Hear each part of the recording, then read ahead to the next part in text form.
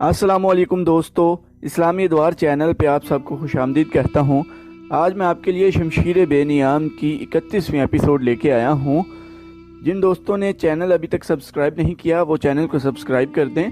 तो चलिए आइए शुरू करते हैं। क्या मैंने तुम्हें परेशानी का इलाज बताया नहीं? उबैद ने कहा, मेरे मजहब में आ जाओ और तुम्हारी परेशानी ख़त्म हो जाएगी। जब तक तुम इस्लाम कबूल नहीं करती मैं तुम्हें अपनी बीवी नहीं बना सकता। सोचो जारिया, सोचो, हम कब तक इस तरह छुप छुप कर मिलते रहेंगे? ये बातें फिर कर लेंगे, जारिया ने कहा। मेरी मोहब्बत मजहब की पाबंद नहीं, मैं तुम्हारी ही पूजा करती हूँ, ख्वाबों में भी तुम्हें ही देखती हूँ, लेकिन आज मेरे दिल पर बोझ आ पड़ा है। कैसा बोझ? मुसलमान मक्का पर हमला करने जा रहे हैं। जारिया ने कहा, तुम ना जाओ उबैद, तुम्हें अपने मजहब की कसम है ना जाना। कहीं ऐसा ना हो मक्का वालों में इतनी जान नहीं रही कि हमारे मुकाबले में जम सकें। उबैद ने कहा, लेकिन जारिया, उनमें जान हो न हो, मुझे अगर मेरे रसूल सल्लल्लाहु अलैहि वसल्लम आग में कूद जाने का हुक्म देंगे तो मैं आप सल्लल्लाहु अलैहि वसल्लम का हुक्म मान लूंगा। दिल पर बोझ न डालो जारिया, हमारा ये हमला ऐसा होगा कि उन्हें उस वक्त हमारी खबर होगी जब हमारी तलवारें उनके सरों पर चमक रही होंगी। ऐसा नहीं होगा उबैद। जारिया ने परेशानी और जज्बात की शिद्दत से उबैद का सर अपने सीने से लगा कर कहा, ऐसा नहीं होगा। वो घाट में बैठे होंगे।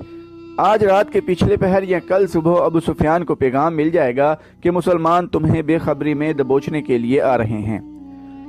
तुम ना जाना उबैद, कुरैश और उनके दोस्त कबीले तैयार होंगे। क्या कह रही हो जारिया? उबैद ने बिदक कर अपना सर उसके सीने से हटाते हुए पूछा। अबू सुफियान को किसने पैगाम भेजा है? एक यहूदी ने, जारिया ने कहा, और पैगाम मेरे बड़े भाई की बीवी लेकर गई है। मेरी मोहब्बत का अंदाज़ा करो उबैद, मैंने तुम्हें वो राज दे दिया है जो मुझे नहीं देना चाहिए था। ये सिर्फ इसलिए दिया है कि तुम किसी बहाने रुक जाओ। कुरैश और दूसरे कबीले मुसलमानों का कुछ तो खून करेंगे कि कोई किस्मत वाला मुसलमान जिंदा वापस आएगा। उबैद ने उससे पूछ लिया कि उसके भाई की बीवी किस तरह और किस वक्त रवाना हुई है।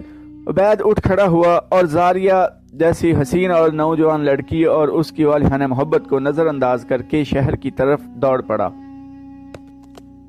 उसे जारिया की आवाजें सुनाई देती रहीं, उबैद रुक जाओ उबैद।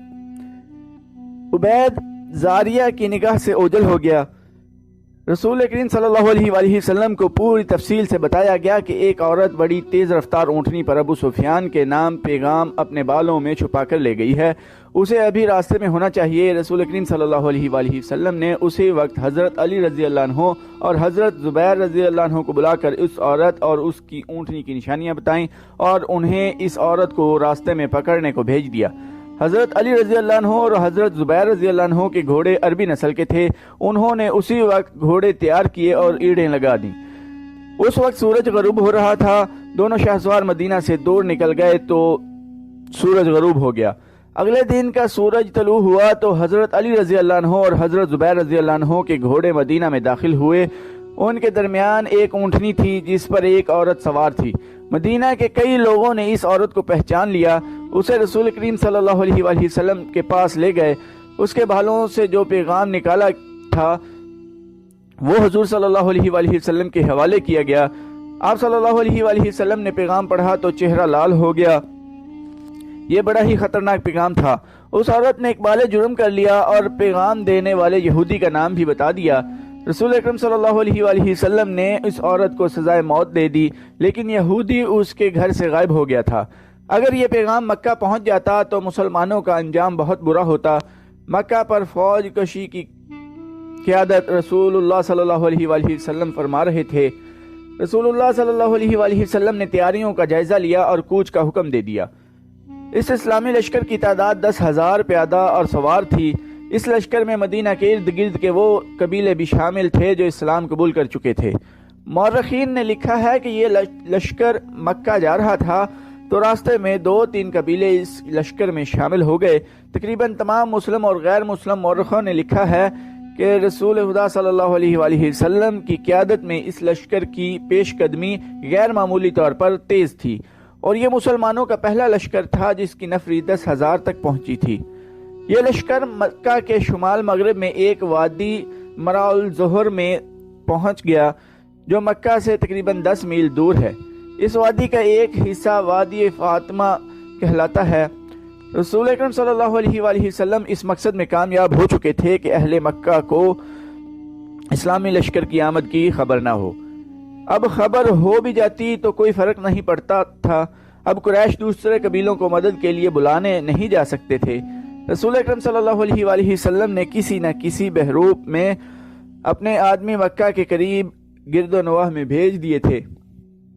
تھوڑی دیر آرام کر کے لشکر مکہ کی طرف چل پڑا۔ جوفا ایک مقام ہے جہاں لشکر کا ہر اول دستہ پہنچا تو مکہ کی طرف سے چھوٹا سا ایک قافلہ آتا دکھائی دیا۔ اسے قریب آنے دیا گیا، دیکھا وہ قریش کا ایک سرکردہ آدمی عباس تھا جو اپنے پورے خاندان کو ساتھ لیے مدینہ کو جا رہا تھا۔ یہ وہ شخص تھا جس نے حضرت عباس رضی اللہ عنہ کے نام سے تاریخ اسلام میں شہرت حاصل کی۔ انہیں رسول اکرم صلی اللہ علیہ وآلہ وسلم کے حضور لے جایا گیا۔ آپ صلی اللہ علیہ وآلہ وسلم انہیں اچھی طرح جانتے تھے۔ کیوں عباس رضی اللہ عنہ رسول اکرم صلی اللہ علیہ وآلہ وسلم نے کہا، کیا تو اس لیے مکہ سے بھاگ نکلا ہے کہ مکہ پر قیامت ٹوٹنے والی ہے؟ خدا کی قسم مکہ والوں کو خبر ہی نہیں کہ محمد صلی اللہ علیہ وآلہ وسلم کا لشکر ان کے سر پر آ گیا ہے۔ عباس رضی اللہ عنہ نے کہا، اور میں تیری اطاعت قبول کرنے مدینہ کو جا رہا تھا۔ میری نہیں عباس رضی اللہ عنہ، رسول خدا صلی اللہ علیہ وآلہ وسلم نے کہا، اطاعت اس اللہ کی قبول کر جو وحدہ لا شریک ہے اور وہی عبادت کے لائق ہے، میں اس کا بھیجا ہوا رسول ہوں۔ حضرت عباس رضی اللہ عنہ نے اسلام قبول کر لیا۔ رسول کریم صلی اللہ علیہ وآلہ وسلم نے انہیں گلے لگا لیا۔ آپ صلی اللہ علیہ وآلہ وسلم کو مسرت اس سے ہوئی کہ اہل قریش مکہ میں بے فکر اور بے غم بیٹھے تھے۔ حضرت عباس رضی اللہ عنہ نے جب یہ صورتحال دیکھی تو انہوں نے رسول اللہ صلی اللہ علیہ وآلہ وسلم سے کہا کہ اہل قریش آخر ہمارا اپنا خون ہے۔ 10,000 کے اس لشکر کے قدموں میں قریش کے بچے اور عورتیں بھی کچلی جائیں گی۔ عباس رضی اللہ عنہ نے رسول اللہ صلی اللہ علیہ وآلہ وسلم کو یہ بھی بتایا کہ قریش میں اسلام کی قبولیت کی ایک لہر پیدا ہو گئی ہے، کیا یہ مناسب نہ ہوگا کہ انہیں صلح کا ایک موقع دے دیا جائے؟ رسول اکرم صلی اللہ علیہ وآلہ وسلم نے عباس رضی اللہ عنہ سے کہا کہ وہی مکہ جائیں اور ابو سفیان سے کہیں کہ مسلمان مکہ پر قبضہ کرنے آ رہے ہیں۔ اگر اہل مکہ نے مقابلہ کیا تو کسی کو زندہ نہیں چھوڑا جائے گا، مکہ شہر مسلمانوں کے حوالے کر دیا جائے۔ رسول اکرم صلی اللہ علیہ وآلہ وسلم نے عباس رضی اللہ عنہ کو نہ صرف مکہ جانے کی اجازت دی بلکہ انہیں اپنا خچر بھی دیا جو آپ صلی اللہ علیہ وآلہ وسلم گھوڑے کے علاوہ اپنے ساتھ رکھتے تھے۔ ابو سفیان مدینہ سے جو تاثر لے کر گیا تھا وہ اس کے لیے بڑا ہی ڈراؤنا اور خطرناک تھا۔ وہ تجربہ کار آدمی تھا اور مسلمانوں کی شجاعت اور عزم کی پختگی سے بھی واقف تھا۔ اسے ہر لمحہ دھڑکا لگا رہتا تھا کہ مسلمان مکہ پر حملہ کریں گے۔ اس کی بیوی ہند، اس کے سالار اکرمہ اور صفوان اس کا حوصلہ بڑھاتے رہتے تھے، لیکن اسے اپنی ذاتی وقار کی اور اپنے قبیلے کی تباہی نظر آ رہی تھی۔ وہ ہر وقت بے چین رہنے لگا تھا۔ ایک روز وہ اس قدر بے چین ہوا کہ گھوڑے پر سوار ہو کر مکہ سے باہر چلا گیا۔ اس کی کوئی حس اسے بتا رہی تھی کہ کچھ ہونے والا ہے۔ اس کے دل پر گھبراہٹ طاری ہوتی چلی گئی۔ اس نے اپنے آپ سے کہا کہ ہوگا یہی کہ مسلمان مکہ پر حملہ کرنے آ جائیں گے۔ یہ سوچ کر وہ یہ دیکھنے کے لیے مدینے کے راستے پر ہو لیا کہ مدینہ کی فوج آ ہی تو نہیں رہی۔ اسے ایسا محسوس ہو رہا تھا جیسے ہوا بدلی سی ہو۔ وہ ان سوچوں میں گم مکہ سے چند میل دور نکل گیا۔ اسے عباس رضی اللہ عنہ ایک خچر پر سوار اپنی طرف آتے دکھائی دیے۔ وہ رک گیا۔ عباس رضی اللہ عنہ اس نے پوچھا، کیا تم اپنے پورے خاندان کے ساتھ نہیں گئے تھے؟ واپس کیوں آ گئے ہو؟ میرے خاندان کی مت پوچھ ابو سفیان، عباس رضی اللہ عنہ نے کہا۔ مسلمانوں کے 10,000 پیادوں اور گھوڑ سواروں اور شتر سواروں کا لشکر مکہ کے اتنا قریب پہنچ چکا ہے جہاں سے چھوڑے ہوئے تیر مکہ کے دروازوں میں لگ سکتے ہیں۔ کیا تو مکہ کو اس لشکر سے بچا سکتا ہے؟ کسی کو مدد کے لیے بلا سکتا ہے؟ تو صلح کا معاہدہ تیرے سالاروں نے توڑا ہے۔ محمد صلی اللہ علیہ وآلہ وسلم جسے میں اللہ کے رسول صلی اللہ علیہ وآلہ وسلم مان چکا ہوں، سب سے پہلے تجھے قتل کرے گا۔ اگر تو میرے ساتھ رسول اللہ صلی اللہ علیہ وآلہ وسلم کے پاس چلے تو میں تیری جان بچا سکتا ہوں۔ خدا کی قسم میں جانتا تھا مجھ پر یہ وقت بھی آئے گا۔ ابو سفیان نے کہا، چل میں تیرے ساتھ چلتا ہوں۔ شام کے بعد عباس رضی اللہ عنہ ابو سفیان کو ساتھ لیے مسلمانوں کے پڑاؤ میں داخل ہوئے۔ حضرت عمر رضی اللہ عنہ کیمپ کے پہرے داروں کو دیکھتے پھر رہے تھے۔ انہوں نے ابو سفیان کو دیکھا تو آگ بگولا ہو گئے، کہنے لگے کہ اللہ کے دین کا یہ دشمن ہمارے پڑاؤ میں رسول اللہ صلی اللہ علیہ وآلہ وسلم کی اجازت کے بغیر آیا ہے۔ عمر رضی اللہ عنہ رسول اللہ صلی اللہ علیہ وآلہ وسلم کے خیمے کی طرف دوڑ پڑے۔ وہ ابو سفیان کے قتل کی اجازت لینے گئے تھے، لیکن عباس رضی اللہ عنہ بھی پہنچ گئے۔ رسول اکرم صلی اللہ علیہ وآلہ وسلم نے انہیں صبح آنے کو کہا۔ عباس رضی اللہ عنہ نے ابو سفیان کو رات اپنے پاس رکھا۔ ابو سفیان صبح رسول اکرم صلی اللہ علیہ وآلہ وسلم نے ابو سفیان سے پوچھا، کیا تو جانتا ہے کہ اللہ وحدہ لا شریک ہے اور وہی معبود ہے اور وہی ہم سب کا مددگار ہے؟ میں نے یہ ضرور مان لیا ہے کہ جن بتوں کی عبادت میں کرتا رہا ہوں وہ بتوں کے سوا کچھ بھی نہیں۔ ابو سفیان نے کہا، وہ میری کوئی مدد نہیں کر سکے، پھر یہ کیوں نہیں مان لیتا کہ میں اللہ کا رسول صلی اللہ علیہ وآلہ وسلم ہوں جو معبود ہے؟ رسول کریم صلی اللہ علیہ وآلہ وسلم نے پوچھا، میں شاید یہ نہ مانوں کہ تم اللہ کے رسول ہو؟ ابو سفیان ہاری ہوئی سی آواز میں بولا۔ ابو سفیان، عباس نے قہر بھری آواز سے کہا، کیا تو میری تلوار سے اپنا سر تن سے جدا کرانا چاہتا ہے؟ عباس رضی اللہ عنہ نے رسول کریم صلی اللہ علیہ وآلہ وسلم سے کہا، یا رسول اللہ، ابو سفیان ایک قبیلے کا سردار ہے، باوقار اور خوددار بھی ہے، تجی ہو کے آیا ہے۔ ابو سفیان پر کچھ ایسا اثر ہوا کہ اس نے بے اختیار کہا، محمد صلی اللہ علیہ وآلہ وسلم اللہ کے رسول ہیں، میں نے تسلیم کر لیا، میں نے مان لیا۔ جاؤ، رسول کریم صلی اللہ علیہ وآلہ وسلم نے کہا، مکہ میں اعلان کر دو کہ مکہ کے وہ لوگ مسلمانوں کی تلواروں سے محفوظ رہیں گے جو ابو سفیان کے گھر میں داخل ہو جائیں گے، اور وہ لوگ محفوظ رہیں گے جو مسجد میں داخل ہو جائیں گے، اور وہ لوگ محفوظ رہیں گے جو اپنے دروازے بند کر کے اپنے گھروں میں رہیں گے۔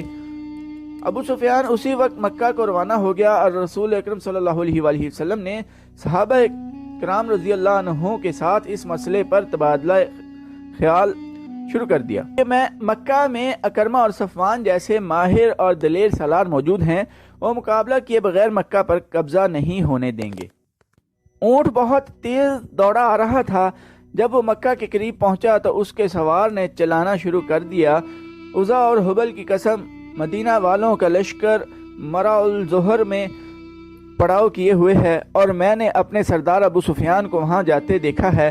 اہل قریش ہوشیار ہو جاؤ، محمد صلی اللہ علیہ وآلہ وسلم کا لشکر آ رہا ہے۔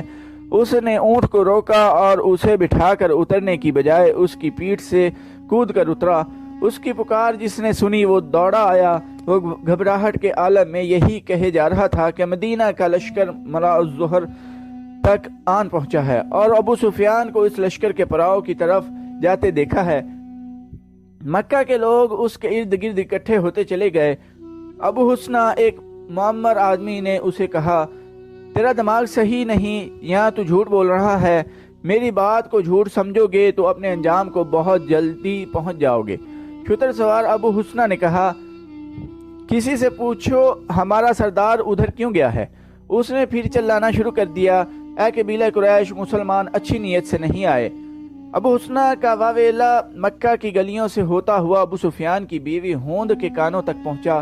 وہ آگ بگولا ہو کے باہر آئی اور اسے ہجوم کو چیرنے لگی جس نے ابو حسنہ کو گھیر لیا رکھا تھا۔ اس نے ابو حسنہ کا گریبان پکڑ کر کہا، میری تلوار محمد صلی اللہ علیہ وآلہ وسلم کے خون کی پیاسی ہے، تو میری تلوار سے اپنی گردن کٹوانے کیوں آ گیا ہے؟ کیا تو نہیں جانتا کہ جس پر تو جھوٹا الزام تھوپ رہا ہے وہ میرا شوہر اور قبیلے کا سردار ہے؟ اپنی تلوار گھر سے لے آ خاتون۔ ابو حسنہ نے کہا، لیکن تیرا شوہر آ جائے تو اس سے پوچھنا وہ کہاں سے آیا ہے، اور تو کہتا ہے محمد صلی اللہ علیہ وآلہ وسلم لشکر لے کر آیا ہے۔ ہند نے پوچھا، خدا کی قسم، ابو حسنہ نے کہا، میں وہ کہتا ہوں جو میں نے دیکھا ہے۔ اگر تو سچ کہتا ہے تو مسلمانوں کو موت ادھر لے آئی ہے، ہند نے کہا۔ ابو سفیان واپس آ رہا تھا۔ اہل مکہ ایک میدان میں جمع ہو چکے تھے۔ رسول کریم صلی اللہ علیہ وآلہ وسلم کی پیش قدمی اب راز نہیں رہ گئی تھی، لیکن اب کوئی فرق نہیں پڑتا تھا۔ اہل قریش اب کسی کو مدد کے لیے نہیں بلا سکتے تھے۔ ابو سفیان آ رہا تھا، لوگوں پر خاموشی طاری ہو گئی۔ ابو سفیان کی بیوی ہند لوگوں کو دائیں بائیں دھکیلتی آگے چلی گئی۔ اس کے چہرے پر قہر اور غضب تھا اور اس کی آنکھوں سے جیسے شعلے نکل رہے تھے۔ ابو سفیان نے لوگوں کے سامنے آ کر گھوڑا روکا۔ اس نے اپنی بیوی کی طرف توجہ دی۔ اہل قریش، ابو سفیان نے بلند آواز سے کہا، پہلے میری بات ٹھنڈے دل سے سن لینا، پھر کوئی اور بات کہنا۔